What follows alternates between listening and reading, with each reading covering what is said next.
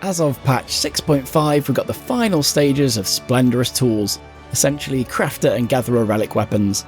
Here we'll quickly cover how you can progress through all 6 stages of the Miner and Botanist relics to realise your sparkly tool dreams. Subscribe to not miss the final vid on fishing coming soon. First up, required gear and preparation. Essentially, the better gear you have, the quicker you'll progress, with higher gathering and perception stats translating to easier time achieving collectible ratings, increasing the number of turning items you receive.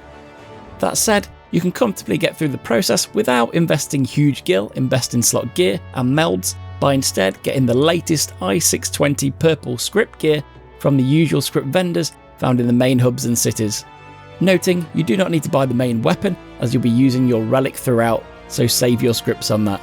I will, however, still link to the FF14 TeamCraft pages, which lists an example best in slot build if you're that way inclined. If looking for ways to obtain purple scripts for gear, check out your weekly custom deliveries, which can get you all the scripts you need over a couple of weeks for a total of about 20 minutes effort. Re-food, although not 100% necessary, I'd recommend going for some HQ calamari key for a little boost from stage 2 onwards if in purple script gear. And final prep point which is pivotal is to stick up on high cordials. The second factor to your progress speed is your GP resource, so using high cordials on cooldown is a huge boost. You can get these from the usual script vendors for white gathering scripts, or from your island sanctuary if you've got currency left lying around that you've long forgotten about. Kickoff quests. The quest to get started is the level 90 quest and original improvement, which you'll find in the Crystarium. Before it appears, you'll need to have completed the Endwalker 6.0 MSQ, the quest The Boutique Always Wins, which is a level 71 from Yulmore, and the Crystalline Mean quest, which is another level 70 quest, this time from the Crystarium. If either of those quests are not available, ensure you've completed Inscrutable Tastes, which is the level 50 quest from Ishgard, and its follow-up quest, Go West Craftsman from Mordona. Starting off. Post the initial quest, you'll need to amass 1,500 white gathering scripts in order to buy the base level Splendorous Tool from Quinana next to the Crystalline Mean Ethernet Shard in the Crystarium. Again, you can grab the 1,500 white scripts needed in 10 minutes doing your weekly allowance of custom deliveries. From this point on, you'll follow the quests for each stage of the relic, always starting with Turazoi, who is next to the aforementioned relic vendor. Ensure you start the first quest on the job you want to get the relic for, and retain a non-relic tool which you can equip before you turn in each completion quest. You can only progress an individual stage for one job at a time, but could, for example, finish stage 4 for one relic, then do stage 1 and 2 for another job before picking up stage 5 quest again for the first. Stages 1 to 6. All the stages fundamentally function the same, with one exception after stage 2, which we'll cover in a moment. For all stages, you'll need to turn a set quantity of 2 items into Turazoi. One of those items will always be a hidden item gathered directly from gathering nodes in the open world.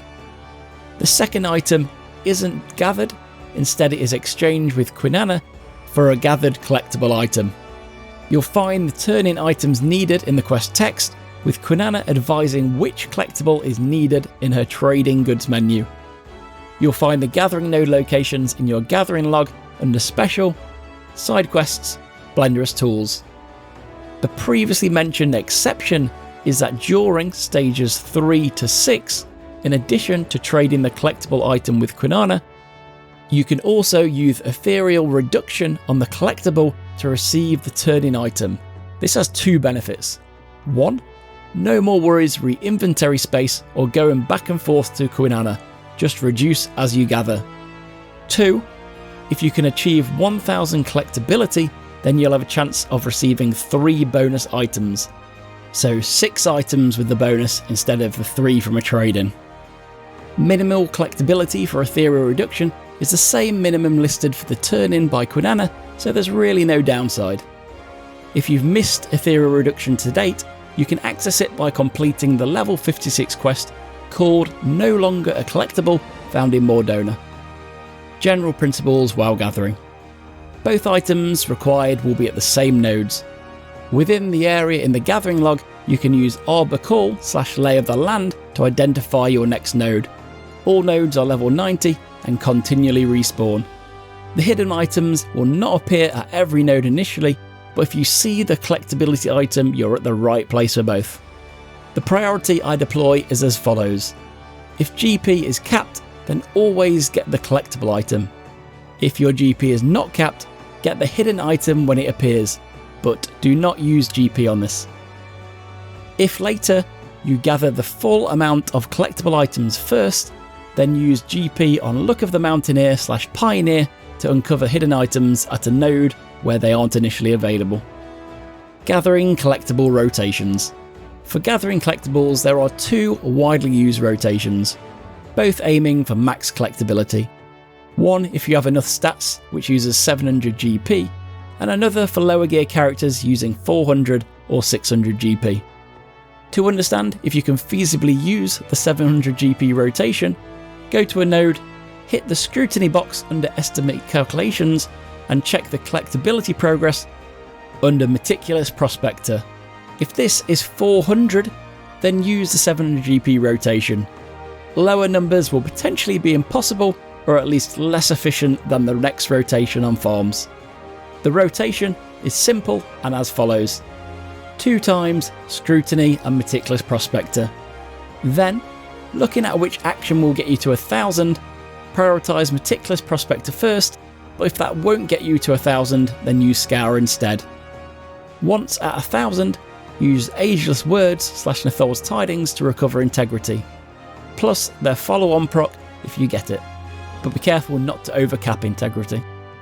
If this doesn't reliably get you to 1000 collectability, then try the 400/600 GP rotation instead. This one is a little bit more flexible in its approach in getting to 1000, but in essence it simply starts as 3 times Scrutiny and Scour. The first of the 3 is always Scrutiny and Scour, simple as, and the second will always use the Scrutiny element. However, the second and third actions should be adapted based on your collectability progress. For example, if after the first Scour you're in a position where 2 Meticulous Prospectors will get to 1000, then use Meticulous Prospector instead.